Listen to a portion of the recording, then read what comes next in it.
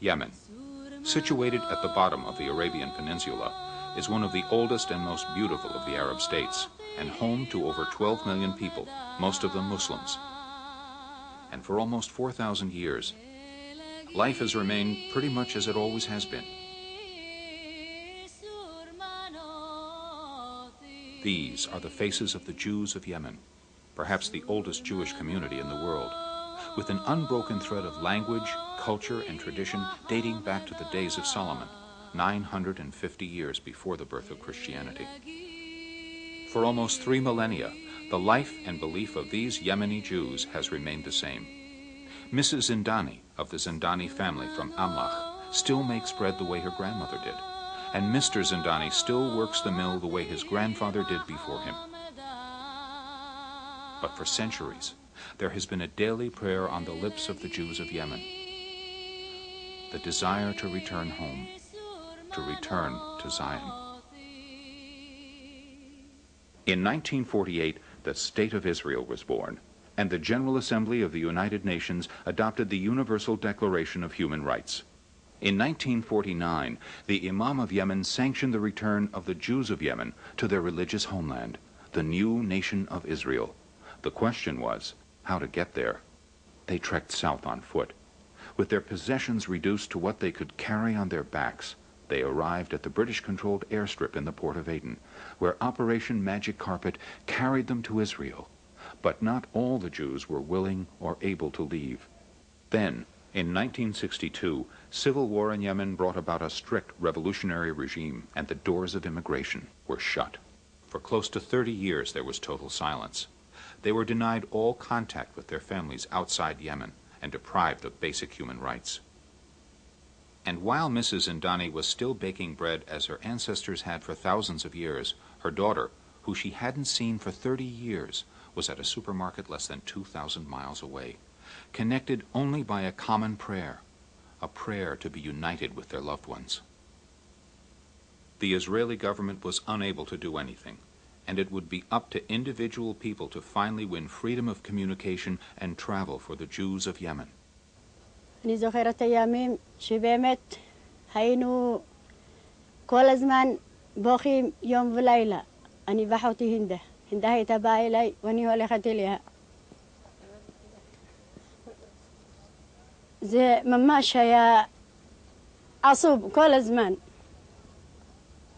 עד היום אני נזכרת, אני לא יכולה לדבר. והיום, ברוך השם, תודה לאל, שבאמת אבא ואמא והאחים שלי נמצאים פה. אבל כל מה שעבר, אני לא שוכחת הכל. אבל שהם נמצאים פה, אני עוד נזכרת, אני לבד, אני בוכה, בלי אף אחד, אני לא יודעת. The struggle for human rights overrides all differences of color or nation or language. Those who hunger for freedom, who thirst for human dignity, and who suffer for the sake of justice, they are the patriots of this cause. I believe with all my heart that America must always stand for these basic human rights at home and abroad. أقول ما خوص ما جاوي علم حتى قاعد لا مسلكيه باله. نحن رقشنا وزة كأنه ميتين.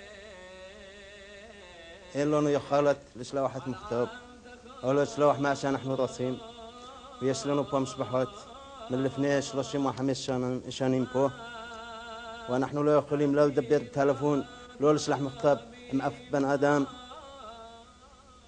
I thought at first when this policy was begun by Jimmy Carter that it was a mistake, that it would get us no change, no benefits, particularly bilateral benefits, and it would produce no benefits in the area of human rights as well. I was wrong. It's fair to say that there were divisions of opinion in the American Jewish community and in Congress over how to pursue this issue, how vigorously, how confrontationally. And we were beset by groups who wanted us to turn this into another case of getting the Falasha out of Ethiopia or Jews out of Russia, where it was a bruising experience. Frankly, what we did in talking to all of these groups was to insist that there could only be one group that worked with us, and Professor Tawil emerged almost out of no place as a man of reason and of sweet cooperation and of steely principle. The policy of Mr. Smith going to Washington was really to approach the Human Rights Department, specifically Ambassador Richard Shifter, then the Assistant Secretary of State for Human Rights and Humanitarian Affairs. Our policy was really to bombard him with paper, petitions, signatures, thousands of them. After 3 months, we called up for an appointment. He says, come down to Washington. We came down to Washington. The first thing he says, Professor, stop please with these petitions. Enough is enough. So we sat down and we talked tachlis concerning the case of the Jews of Yemen.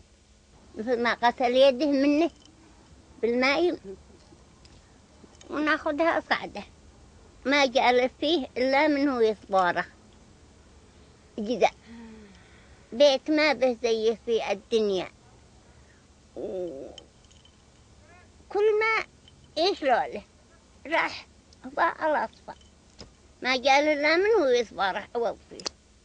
The next place we went to was the Congress, and we've selected 4 major people to help us. All of those were, of course, members of the Foreign Relations Committee. There are many benefits which other countries want from the United States, which can only be obtained with the approval of the Congress. And so I have found over the years that one does get a hearing, and very often one is able to advance the cause of human rights around the world by making it clear to foreign governments that their hopes for a better relationship with the United States would be enhanced if they are prepared to address our concerns about the human rights of their own people.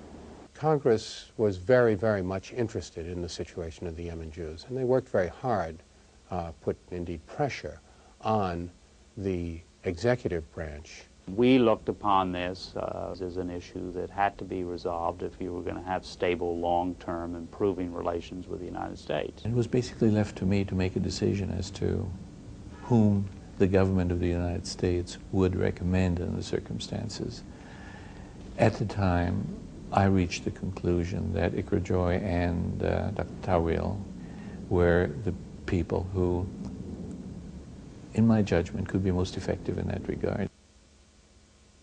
Apparently, the appeal by the United States and the visits of Professor Tawil and his group opened our minds to this right of those people to travel. Professor Tawil, I think for his first visit, came to Yemen. He came to my house to meet me.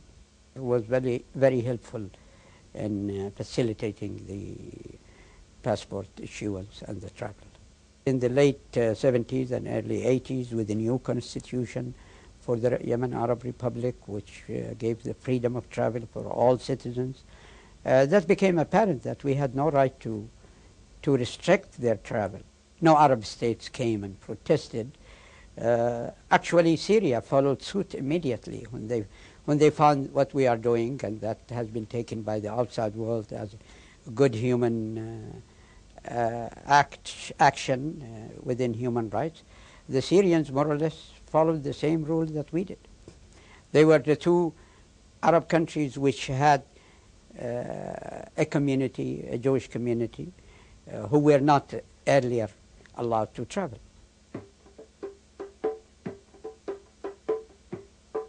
I didn't know it was possible that for simple people, even for a foreigner like me was able to do all this job in Washington. بقيشة شكبرنو مدع يشلانو احنا مصابة أمريكا ونحن سمحنو سمحة قدولة شلو هي امنو بحييم كل زمان هيتا حوشخ أفلا علينو عاد شمعنو بمت يتقول شاما أناشيم وتوخ شبوعايم نحن كبرنو زمون وهنا قيسا شلي يامتوكا هنا تريزي يفا وهنا يمشلي وهنا أبشلي. Operation Esther is the story of how ordinary laymen, without any political clout or experience, lobbied Washington to become involved in helping a human rights cause, and how it succeeded.